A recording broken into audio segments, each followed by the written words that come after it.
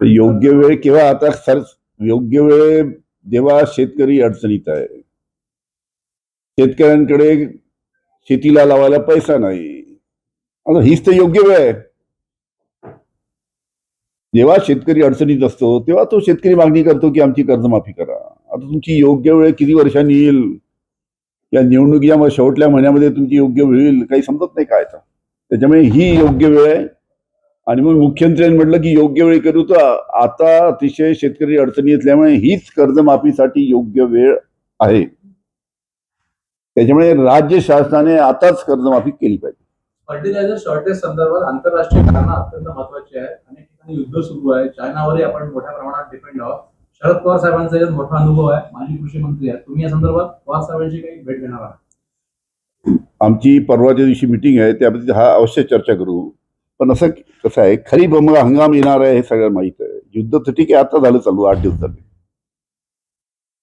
राज्य शासन आम्ही अनेक वर्ष सरकारमध्ये होतो, याचं नियोजन वर्षभरापासून करावं लागतं. खताचं नियोजन व्यवस्थित जर वर्षभरापासून जर केलं तर अशा प्रकारच्या अडचणी येत नाही. प्रत्येक जिल्ह्यामध्ये खताचा पुरवठा व्यवस्थित होतो. भावाचं नियंत्रण सुद्धा राज्य शासनाने करायला पाहिजे, त्याच्याकडे सुद्धा लक्ष नाही. मोठ्या प्रमाणात रासायनिक खताचे भाव वाढले. हिंदी सक्तीवरून मार्ग सुरू आहे. हिंदी सक्तीवरून कवी कलाकारांनी शासनाला पुरस्कार परत करण्याचे आंदोलन सुरू आहे. बरं, अतिशय तीव्र भावना या हिंदी सक्तीच्या बाबतीत आहेत. त्याच्यामुळे राज्य शासनाने याचा अवश्य विचार करायला पाहिजे. आपण पाहिजे, अनेक तज्ज्ञ आहेत, अनेक तज्ज्ञ मंडळी सुद्धा याच्यावरती चिंता व्यक्त केली आहे की हिंदी भाषा त्या बाबतीत जो काही निर्णय राज्य शासन घेतलाय त्याचा त्यांनी फेर विचार करावा. अशा प्रकारची मोठ्या प्रमाणात राज्याच्या प्रत्येक भागात मागणी येत आहे.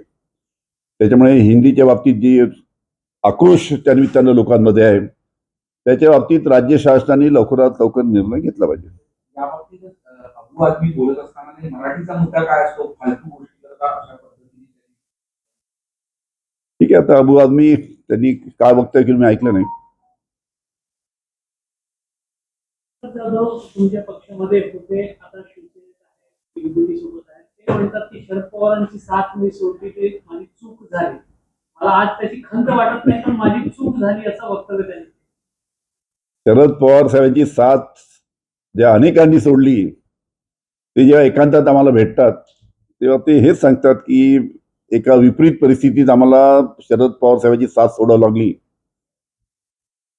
पण हा निर्णय आम्हाला एका वेगळ्या परिस्थितीमध्ये घ्यायला लावला, नाही तर आम्ही शरद पवार साहेबांची साथ कधी सोडली नसती. त्याच्याबद्दल अनेकांनी खाजगीमध्ये खंत व्यक्त केलाय, कारण की ओपनली करू शकत नाही, मग अनेकांच्या अडचणी आहेत.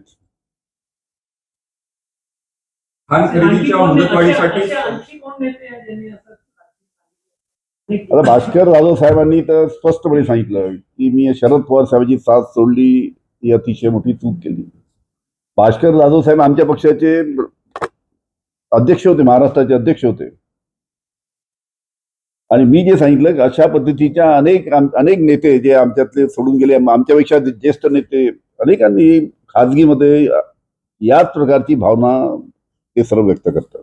26,000 खरेदी मुदतवाढ 26,000 शेतकरी आहेत ते प्रतीक्षेत आहेत अजूनही. धान उत्पादक शेतकरी, त्याच्या धान उत्पादक जे शेतकरी आहेत ते खरेदीसाठी मुदतवाढीसाठी अजूनही प्रतीक्षेत आहे. सगळ्या संदर्भात धान खरेदीच्या काय सांगाल? धान खरेदी अजून म्हणजे धान खरेदी 26,000 शेतकरी प्रतीक्षेत आहेत खरेदी संदर्भात. काय मला बाई खरेदी बंद झाली. 26,000 शेतकरी प्रतीक्षेत आहेत. अच्छा, 26,000 शेतकऱ्यांचा धान अजून खरेदी करायचं बाकी आहे. मी त्याची डिटेल माहिती घेतली नाही, माहिती घेतल्यानंतर बोलील त्याच्या बाबतीत. तुम्ही म्हणते की शरद पवार साहेबांची साथ सोडून गेले, ते सांगतात की परिस्थिती सोडली, त्याच्यामध्ये अजित दादा पण आहे का? मी कोणाचं नाव घेतलं?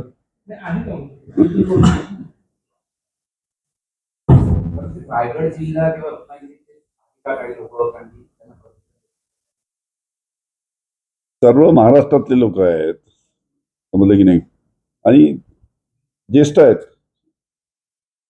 ते सुद्धा खाजगीमध्ये खंत व्यक्त करतात. पण ठीक आहे, आता परिस्थितीनुसार त्यांना निर्णय घ्यावा लागला.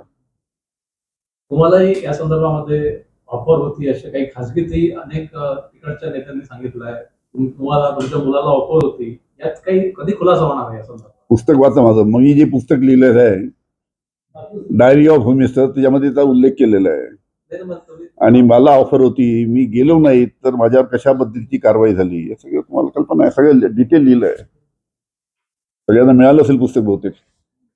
वाचलं की नाही? चला, धन्यवाद.